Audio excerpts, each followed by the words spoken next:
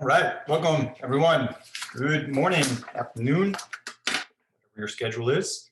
Okay, so today plan is to practice some induction. We'll be working on induction next week as well.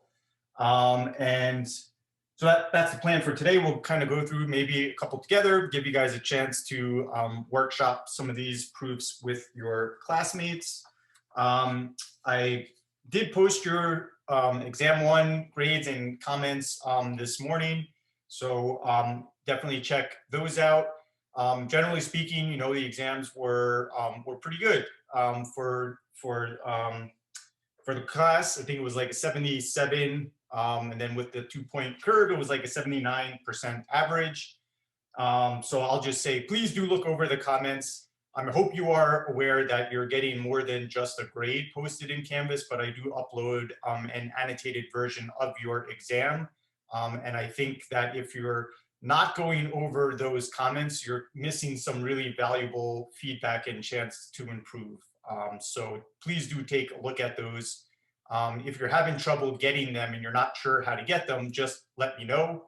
Personally, things download oddly for me when I'm using Safari, but when I use Chrome, things tend to work nicer. So that might be something to try if you're having trouble. Yeah, so other than that, I'll just say, I think you guys are all working really hard. And so if you're kind of a little bit frustrated with your result on the exam based on your work goes, I can just tell you that things do improve. This is a class where you put in work and your proofs do get better. So if you feel like, man, I'm putting in like all of the work that I can, I don't know what else I can do, it might not be that you need to put more work into the class. It just might be that maybe you adjust your preparation. So I think, Lindsay and myself, we've got office hours. Sometimes, some semesters these get heavily attended. I would say that that's not the case this semester. And I don't know if that's a result of, your schedules or whatever the case might be. But I would highly encourage you that sometimes talking to Lindsay or myself for 30 minutes could save you 2 hours worth of work. So that's just something to consider. We're not going to give you the answers, but at least we can help you when you start going down the wrong direction to, stop spending some hours going in that direction. So, office hours are not for bad students only. They're not for good students only. They're for all of the students wherever you're at. And I think that if you haven't been going to office hours in your classes, it's definitely something that is good to experiment with. I'll just say that it's not weird for professors to have students come to office hours. So from our point of view, we kind of expect some students to come. So don't feel awkward about coming there. I just want to welcome you guys for that. But if you have any other questions about your exam, that's probably something that we can talk about individually or email about it. Okay, so so the plan for today is to just practice some more proofs with induction. So what we did a little bit last time, what you guys watched in the video was just kind of discussing the general flow of what induction proofs look like. And I would just encourage you guys to try and stay kind of close to the outline of how these things go. I think having some structure with these proofs actually really helps when you're writing them. So breaking things down into steps, clearly telling the reader what I'm doing in each of these stages doesn't just help the reader, but it also helps you when you're going back and reading your work. So typically these are going to be statements where we're going to want to prove something like, for all integers, prove that some condition works, right? Where that condition depends on the integer. So we wouldn't want to do this for like, if n is odd, show that this thing is even, right? Those would not be appropriate situations. And so the process that we kind of laid out so far was we first start by proving the base case. So that would be like for the smallest value of n. It might be for the smallest couple of values for n. I think for now, we'll just have one base case to worry about. And then we assume that this formula P of B holds for all smaller values of K, say from the base value up to, but not including some value N. And then we want to show that if all of these previous cases are assumed to be true, then the later cases are going to follow from that. So in other words, we can, if we assume it is true for smaller values of K, then we can prove it's true for larger values of K. And so this assumption that P of K holds for all integers between B and N, this is what's called the inductive hypothesis or the induction hypothesis. And so if we follow those steps above, then that is going to prove that whatever the statement P of N is, that it's going to hold for all values of N. And so again, that's kind of like if we show the first domino falls over, all of the next dominoes fall over, then that's going to imply that all of the later dominoes are going to get knocked down. Okay, so let's just kind of take a look at an example. So this is one that you guys had some questions about for the quiz. So if I'm looking at this, makes sense that I would want to do induction on a statement like that. So pretty much anytime you see a statement begin with this, that's a good indication I'm going to want to do induction.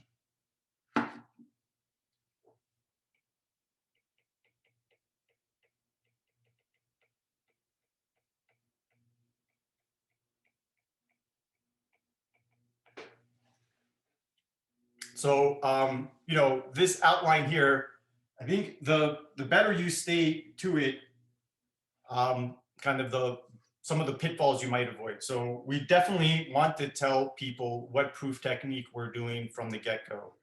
Even if it's so obvious, like once I start reading on about what the base case is, I would probably pick up on it. But just looking at some of your exams, people weren't indicating the proof technique, and that makes it really hard to, are you doing contrapositive? Are you doing, you know, contradiction? And then I get to the very end of the proof, and then you tell me, I'm doing contradiction. That should be told right at the start of the proof. So just make sure that you're not ignoring that part. That's really useful. So we're going to tell people what method we're doing, and then we're going to do the base case. So we would start with the smallest positive integer n, which in this case is 1. And then we just want to show that, okay, this formula holds when we plug n equals 1 into it. So any questions about that base case there? That's usually the easiest part of the proof. So definitely don't skip over that. You'll get some points for doing the base case. We'll see some examples shortly where checking one case might not be enough, but I think for today, we won't run across any of those. So this again is also a really important step over here. Can't skip the base case. That's saying, okay, the first domino falls over. And I've color-coded things. Sorry if you have trouble with colors, but I'll kind of point it out as we go along anyway. In that when we next go to the induction step, these labels are not optional, really, okay? So it should be really clear how you're breaking up the proof to the reader. So now when I come down to the induction step, just a good tip is let's state very clearly what the induction hypothesis is right away, okay? So don't do this 3 sentences later. This should be the first thing that comes in the induction step. So that's all of this stuff, which is in red. If you're kind of having a hard time with these colors, then that's just the first sentence here.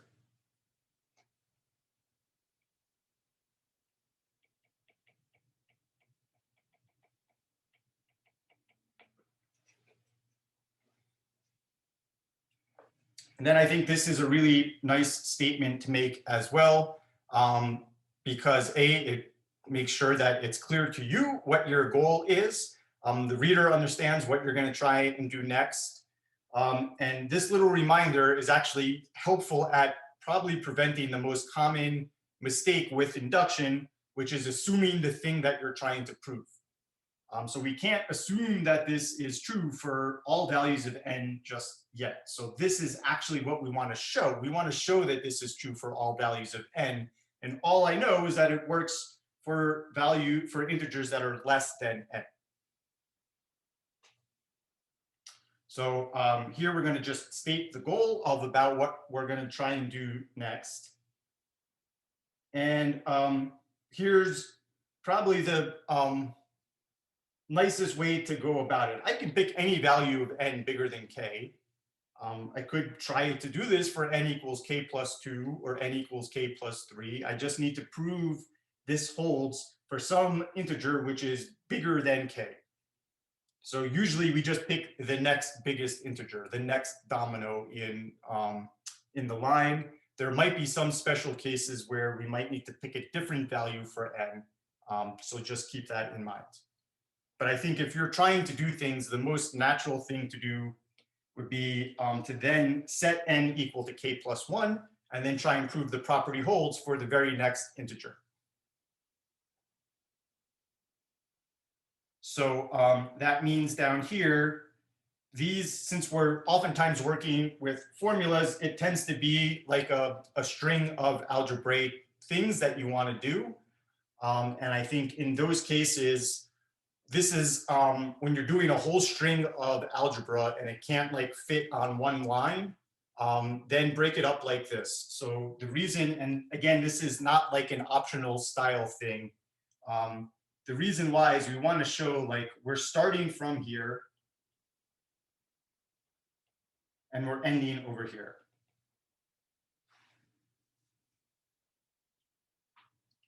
And the direction is we're going from here to here to here to here. So that's how the kind of the logic should work.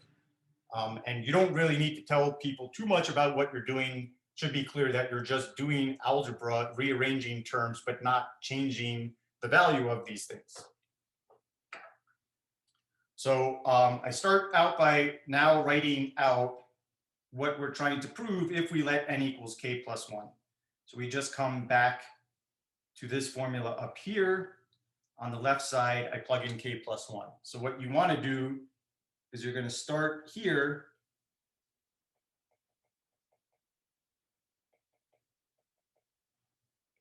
So that's where we get down here. And then you want to end up showing that, okay, but not assuming that that is true.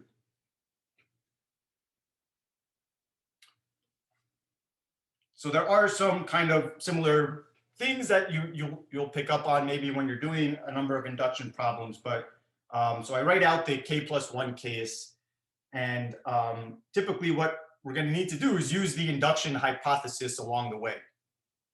So oftentimes a useful trick would be, well, let's write out this in terms of like, this was the first k things, and then let's add this last one on the end. Since I know something about this already from the induction hypothesis. So at this stage, if you don't invoke the induction hypothesis at some point, then probably something went off the track. So just be sure that should come into play at some point. So here we just said, okay, well, we know from induction for any value of k, which is less than k plus 1, we have this formula. So I'm going to replace the sum of the first k integers with this, and I still have this k plus 1. And this is just telling the reader over here that this is where I use the induction hypothesis. And that was really the main trick. And then at this point, it was just a bunch of algebra, distributing terms, grouping terms, factoring terms, that sort of thing. So if it's helpful for you on these things, again, like the biggest logic error that I see in grading assignments like this is by students assuming that this thing is true. And so one way to avoid that would be to just write out what the left side looks like, write out what you're trying to show way at the very end, and then just that gives you a direction of where you're trying to head. And sometimes you could also work backwards up from the bottom and try and join those equations. And then we just add a little nice sentence. I forgot this part over here. That's always satisfying. And we just add a sentence at the end that just says, okay, voila, we're done. We just used induction.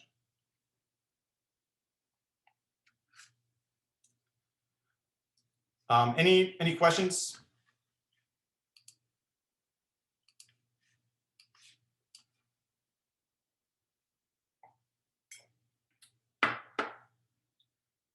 Okay, so we've got a number of problems to work on. Some of them are going to be visual. Some of them are a little bit more mathy. I'll just say that's one of the homework questions on your homework assignment. I'll just say it's a tricky one. So that's a bonus problem. If you can't figure that one out, that's okay. Focus on the other ones. But if you really want to give yourself a challenge, that's a nice tricky graph theory sort of problem. Okay, so let's give, I think the ones that will probably make the most sense to at least focus on today would be 2 and 4. And then we'll see, yeah, then we've got this great power set 1, which I realize people are still having some issues with power sets. That's okay. So we'll keep plugging away at them. We're not going to avoid them. We're going to confront them. Okay, so let's consider this one over here. Number 2 seems like a good choice.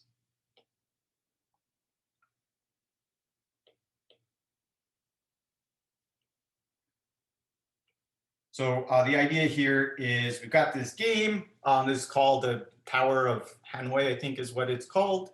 And it looks like a Vietnamese Buddhist temple. I think that's why it got this, this name. And the idea is you've got all these things stacked on each other. And what you're trying to do is move them over to a peg over here that eventually now we've got the same exact thing. This tower comes over here. And so the claim is that not only is this possible, but it's possible to do it in 2 to the n minus 1 moves.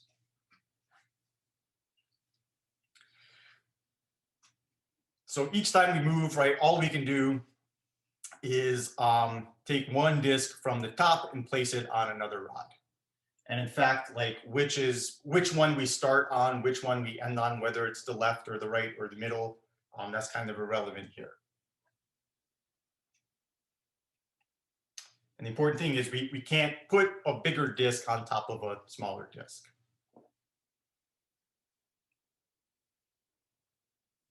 So let's maybe just map out how we could start this, and then I'll have you guys think about some of the details.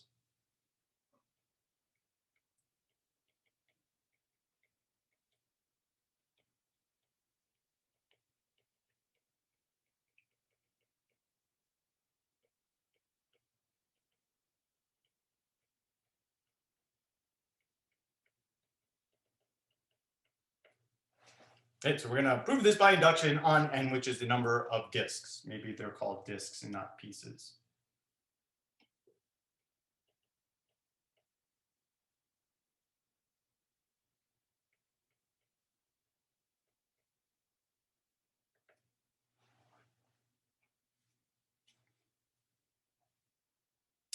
So what would the base case be here?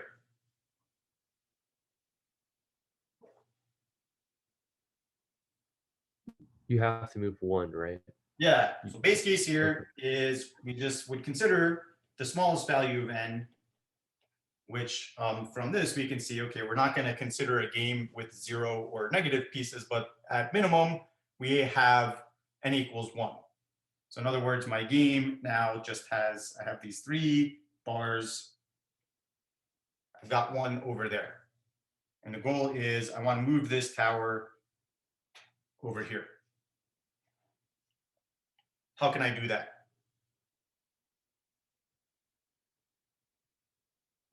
just move it, right? That's the only thing. Just pick it up and put it on the other one, right? We only have one piece here.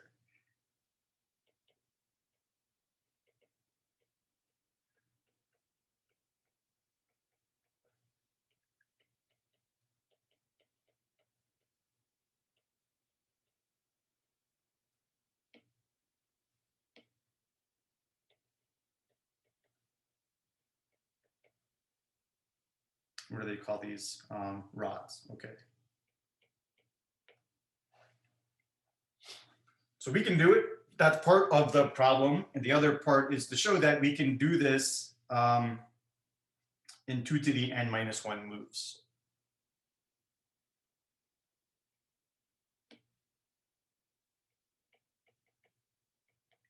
So we should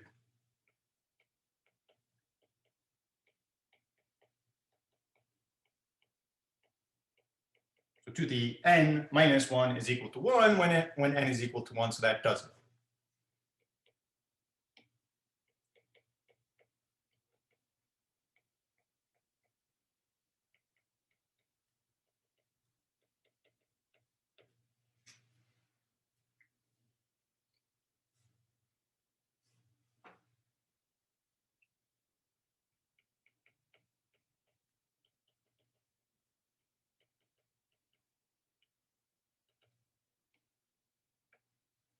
So any questions about that, the base case?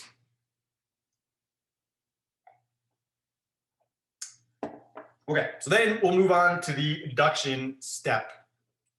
And for the induction step, the very first thing we should do again is just very clearly state the assumption and the goal, right away. So in this case, we're going to assume that statement Pn, which is all of this stuff down here, is true for all values, for all integers k between 1 and some arbitrary integer n.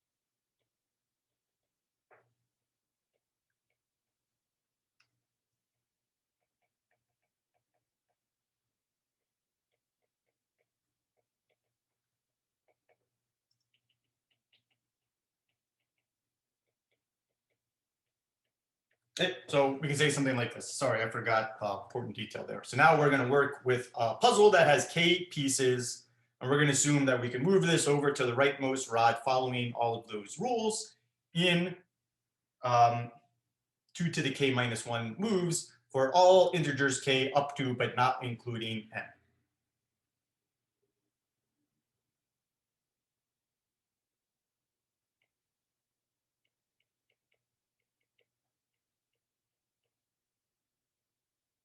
Oops.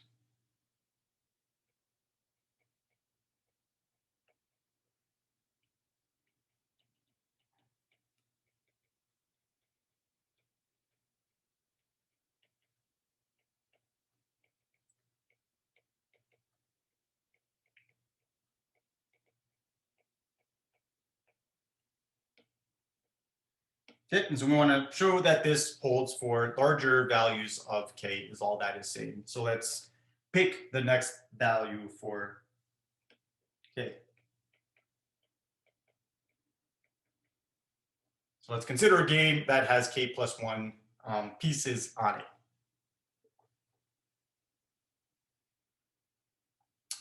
And I'll kind of leave you guys to think about this. And if you ever get stuck in these situations, I think it's good to kind of talk about some things that you might be able to do to help get you out of the mud. And that would be just try some other cases.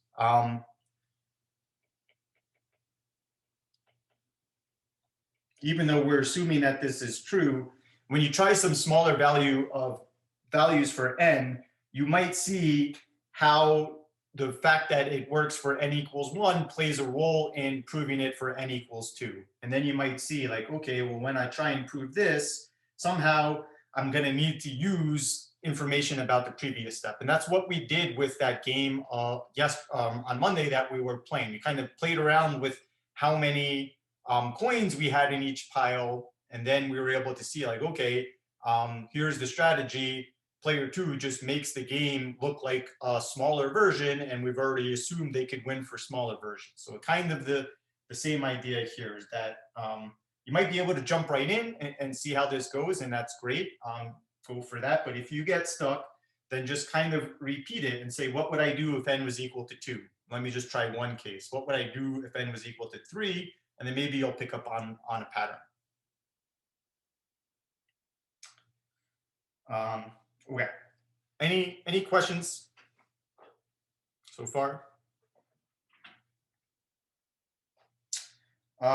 Okay, so I'm gonna break us up into breakout rooms. Here's what I'm gonna suggest that you guys do. Maybe try to do things in this order.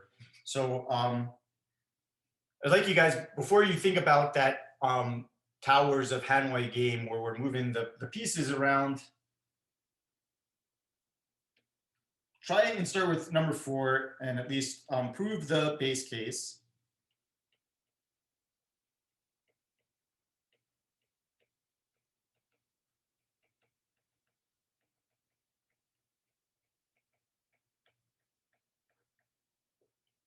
Okay, and we actually did this on worksheet 6.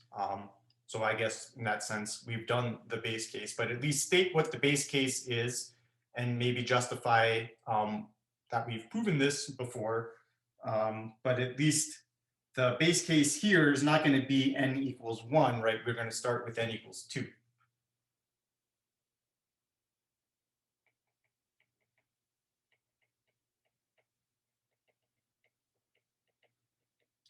So after you're convinced that the base case holds, state the induction hypothesis and the goal.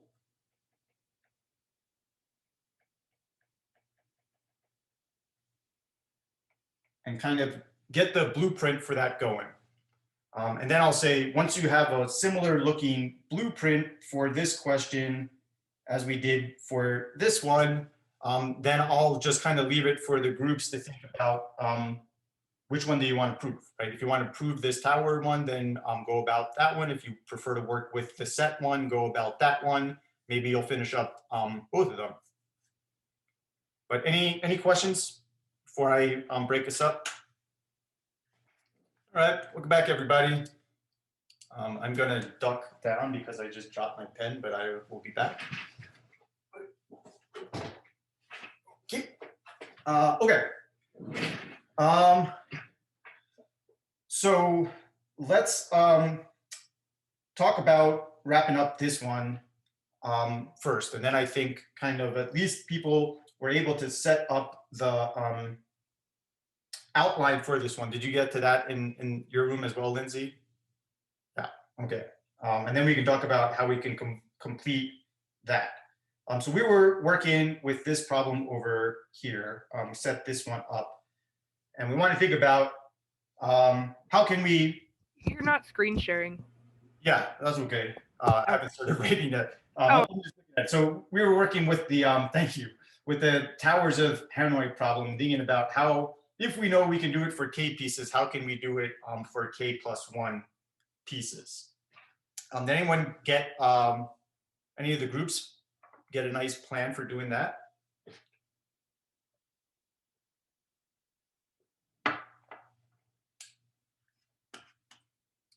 I think someone from my group can share. We were on the right track. Can you ask the question again? Yeah, so the question was whether or not you had some ideas about proving the more general case in the induction step for the question 2. For question 2. Yeah.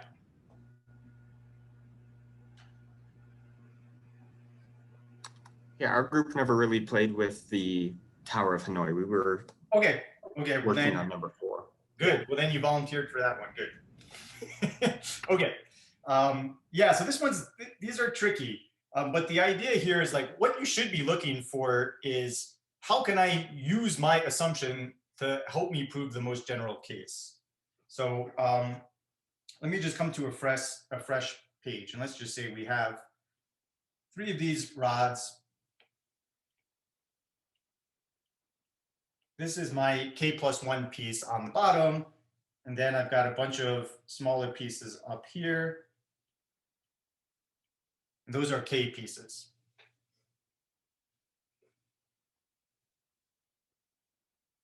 And so what I know from my induction hypothesis is that I certainly can,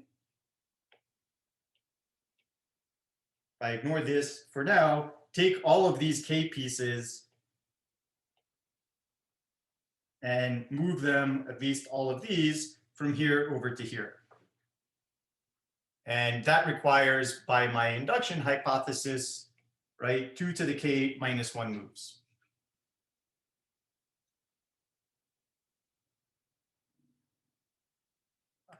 Let me see, I just got a chat in here. Okay, any questions about that? So that was nothing that we had to prove, right? That's something that we were able to just claim. And now using that, we're hoping to prove we can do this for the k+1 case.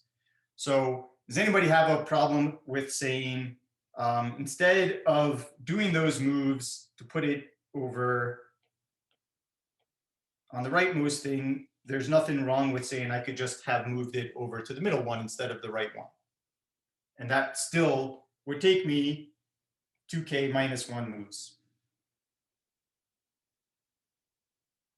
So now my goal is still to get things over to this one over here.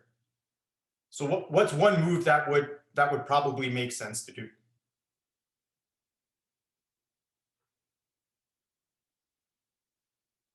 So down here, right in the end, what we want to get. Move the base. Yeah, move the base, right? The goal is to get all of these pieces over here again. And this k+1 piece has to be the bottom one because it is the biggest piece. So the goal is to get to that point. So let's move the base piece over.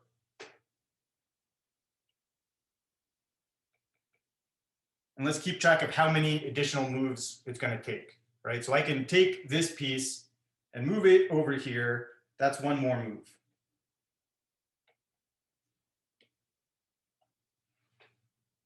So far I've done 2 to the k minus 1 moves to get things over here. I've done one more move to move the base piece over there.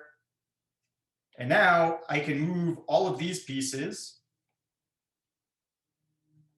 between this rod and this rod, right? I can do some maneuvering to then move all of these pieces on top. And why do I know that?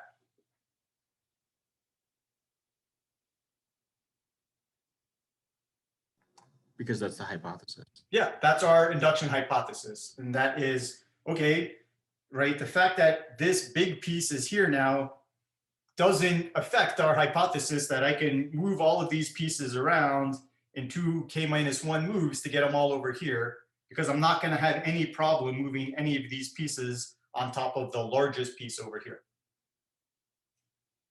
So we kind of started with k+1 moves. I can try and color code this. Then we did this. That was one more move. And then for the green part over here, right, by induction, we know that takes 2 to the k minus 1 moves.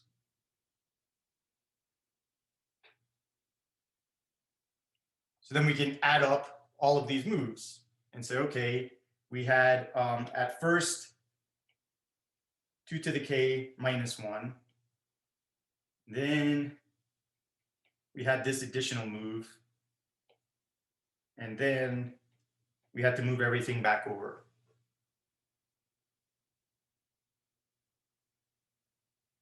So this gives me 2 to the k plus 2 to the k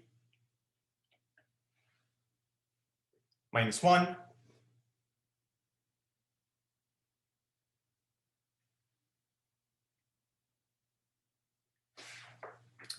And what we would hope to get here, right, is we want a 2 to the k plus 1.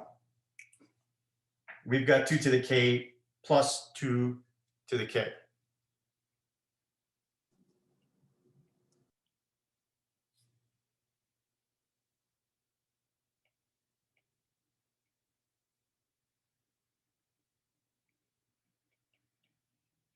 And if you're not sure why that gives me 2 to the k plus 1 power, right, I could factor out a 2 to the k from both of those terms. So that's really 2 to the k. I have two 2 to the k's is all that's saying. So that's equivalent to an extra 2. And that's exactly what we wanted to prove for the k plus 1 case, that it's going to take us, that we can do this in 2 to the k plus 1 minus 1 moves. So it kind of came that we used the induction hypothesis in this case over here. We used it again over here, and we just had to kind of in between just explain that it only takes one move to move that biggest piece to become the base of the new thing that we're going to construct.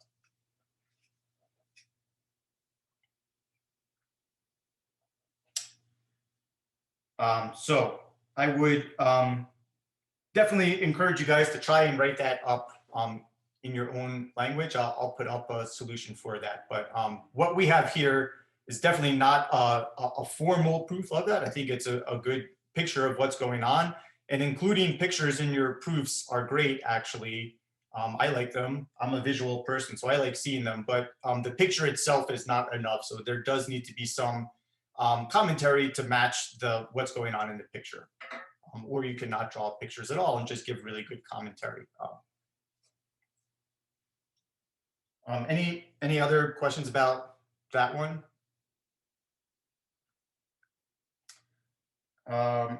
Okay, so then here was the extension of De Morgan's law. And so, right, for the base case, n equals 2.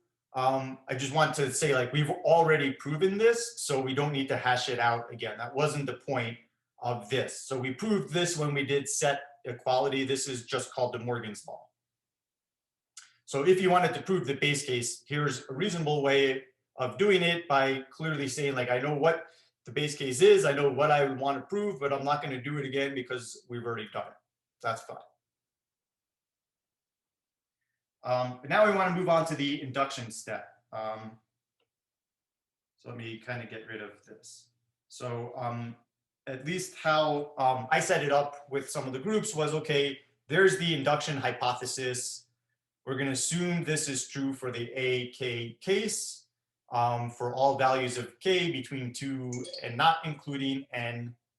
And then we're going to prove this for the general case n by first considering the very next thing, k plus 1. And we're just about out of time. So I do want to give what was kind of the gist of the idea that you guys came up with in your group? It was basically that if you let A union, or A1 union A2 union AK union K plus 1, or AK plus 1, the complement of all of it. You know what I'm trying to say. Yeah, I think I've got it, what you're saying, yeah. If we let that equal if we let that equal M union AK plus 1. Yeah. Or M is all of everything behind AK plus 1. That's right. So we can call all of this stuff over here just some other set for now. You guys called that set M, sure. So I can think about this instead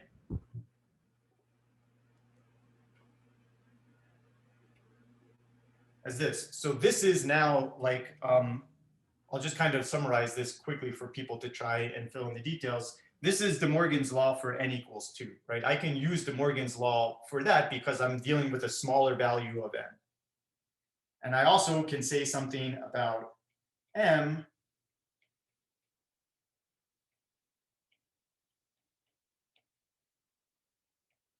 as well. So I can use De Morgan's law on that by my induction hypothesis.